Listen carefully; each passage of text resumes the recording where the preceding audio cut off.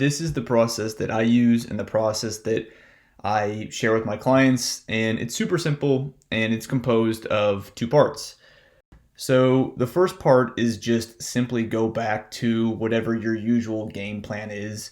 So however let's say your approach to fat loss is, what your calories are and all that stuff, just simply going back to what you were doing, whatever your game plan is. Just because one day really doesn't matter. One day of like slightly higher calories, like in the grand scheme of things, just doesn't matter. And the other reason for that is to prevent a cycle like this from happening. And this is something that happens all the time. And in this example, for example, let's say the person's target, what they're aiming for, is 2,500 calories per day. So let's say one day they end up having 3,500. And then they're like, okay, well, what I'll do then is I'll just go the next day, I'll try to make up for that, compensate for that, and go to 15. But then what ends up happening is when they do that, their appetite gets significantly elevated the next day, which causes them to overeat again, so they get to 38. And then they're feeling frustrated, and so they're like, okay, well, I'm going to try to, again, compensate for that and cut way down.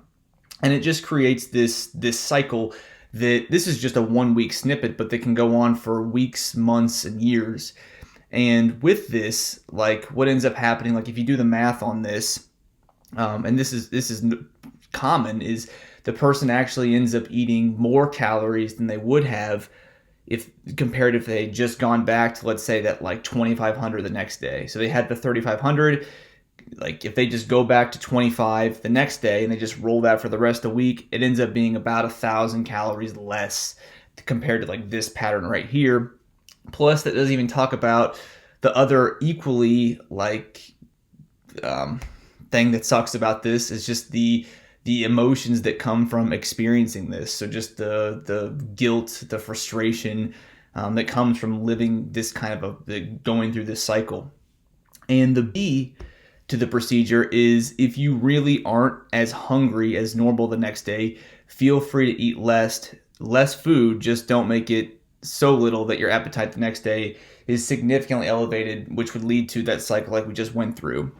So with this B, it's like, okay, that part A is like, let me just go back to my usual game plan, no big deal. However, if you like genuinely just aren't as hungry that next day, like you don't have to force feed.